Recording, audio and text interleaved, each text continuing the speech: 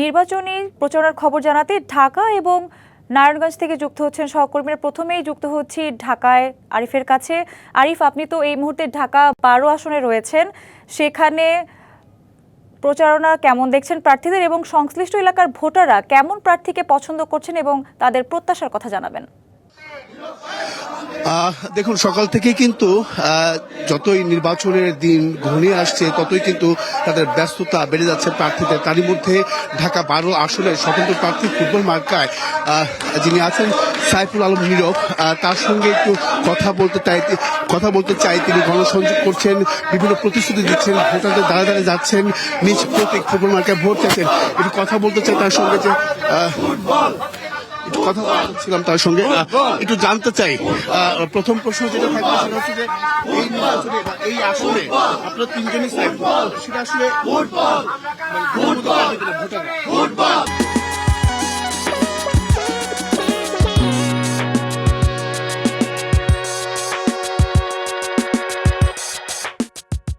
আমি মনে করি এখানে কোনো ভোটাররা কোনো বিতর্কিত হওয়ার কোনো সুযোগ নেই।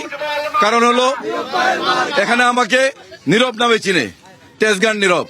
এই মাটিতে আমি জন্মগ্রহণ করেছি, এই মাটিতে আমি বড় হয়েছি, আমার শৈশব এই মাটিতে ধুলাবালির সাথে কাটিয়েছি। আমি এই মাটির সন্তান, এই মাটিতে আমি রাজনীতি শুরু করেছি। এই মাটির অলিগুলি আমি যেমন ছোটকালে বেরিয়েছি, এখনো এই বিশেষ করে ঢাকা 12 অলিগুলি বেরিয়ে যাচ্ছে। অতএব এই এলাকার জনগণ বিমান হওয়ার কিছু নেই। আমাকে ইনশাল্লাহ এই মাটির সন্তান হিসেবে আগামী 12 তারিখ ফুটবল মার্কায় ভোট দিয়ে ইনশাল্লাহ আমাকে জয়যুক্ত করবেন। কি হচ্ছে কি মার্কায় বেছে নেবে না আপনার নামটাই বেছে নেবে, কোনটা? যেহেতু তিনজনই সাইফুল আপনারা। আমি এই মাটির সন্তান হিসেবে এই এলাকার জনগণ আমাকে মার্কাকে বেছে নেবে, ফুটবল মার্কাকে বেছে নেবে। কিন্তু ধানের শীষের পক্ষ থেকে অন্য প্রার্থী কিন্তু কেউ এলাকার সন্তান নাই। আপনারা মনে রাখবেন, এবার কিন্তু ঢাকা 12-তে ব্লক পার্টি ধানের শীষ থাকবে না।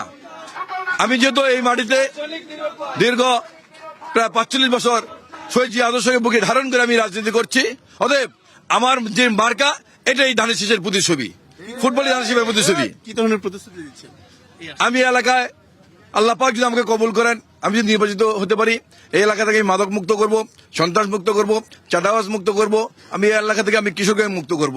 এই এলাকায় একটি সামাজিক বন্ধন তৈরি করব, যেখানে সবাই মিলে ঐক্যবদ্ধভাবে সুন্দরভাবে দলমত নির্বিশেষে, বিভিন্ন জাত গোষ্ঠী নির্বিশেষে ঐক্যবদ্ধভাবে বসবাস করতে পারে। এটা আমার ওয়াদা, এটা আমার প্রতিজ্ঞা। শুনছিলেন যে তিনি যে ধরনের প্রতিশ্রুতি দিচ্ছেন, সেই প্রতিশ্রুতির প্রেক্ষাপটটা বা সেই ফলাফলটা কিন্তু 12 তারিখে আসবে। এমনকি সেই প্রতিশ্রুতির ভোটাররাও কিন্তু বলছেন, অনেকে প্রতিশ্রুতি দিয়ে যান, কিন্তু আসলে সেটা বাস্তবায়ন কতদূর হয় সেটা আসলে এবার এই আসনটাতেই সাধারণ ভোটাররা দেখবেন যে কি ধরনের প্রতিশ্রুতি বাস্তবায়ন করছেন প্রার্থীরা বা করবেন প্রার্থীরা। তো এই ছিল এখান থেকে সবশেষ। আরিফ, ধন্যবাদ আপনাকে। এরপর যুক্ত হচ্ছে সহকর্মী সাবিত আল হাসানের সাথে। সাবিত আছেন নারায়ণগঞ্জে। সাবিত, এই মুহূর্তে কোন প্রার্থীর প্রচারণায় নেমেছেন এবং প্রচারণার সবশেষ তথ্য কি রয়েছে আপনার কাছে, জানাবেন? নারায়ণগঞ্জের ভুইগড় এলাকায়, এবং এই মুহূর্তে এখানে নারায়ণগঞ্জে 4 আসনের এনসিপির পদপ্রার্থী আব্দুল আলামিন, তিনি কিন্তু জামাতের নেতাদের সাথে নিয়ে এটি গণমিছিল করছেন, এবং আমরা দেখতে পাচ্ছি যে তিনি দীর্ঘ প্রায় কয়েক কিলোমিটার পথ আসলে হেঁটে যাবেন। আমি একটু আপনার কাছে জানতে চাইবো যে আজকের এই গণমিছিলের আয়োজনের মাধ্যমে আপনারা আসলে নেতাকর্মী এবং ভোটারদের কাছে কি বার্তা দিতে যাচ্ছেন? আমরা ভোটারদেরকে পরিবর্তনের যাত্রা দিতে চাই।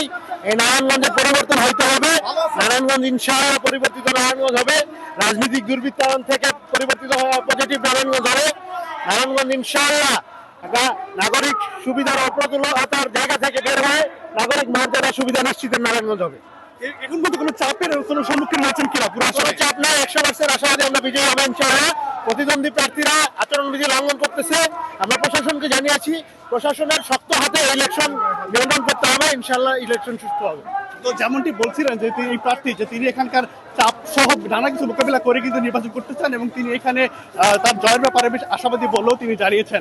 আমরা জানতে পেরেছি যে এই আসনে ইতিমধ্যে বিএনপির মূল প্রার্থী সহ অন্তত আরো কয়েকজন স্বতন্ত্র প্রার্থী ইলেকশন করছেন, যারা এই আসনে বেশ হেভিওয়েট হিসেবে বিবেচিত। পাশাপাশি জামাত সমর্থিত এনসিপির এই প্রার্থীও কিন্তু বেশ এগিয়ে আছেন এই আসনে। তো এই ছিল নারায়ণগঞ্জের জালকুড়ি এবং ভুইগড় এলাকা থেকে আমার কাছে সর্বশেষ তথ্য। সাবিত, ধন্যবাদ আপনাকে।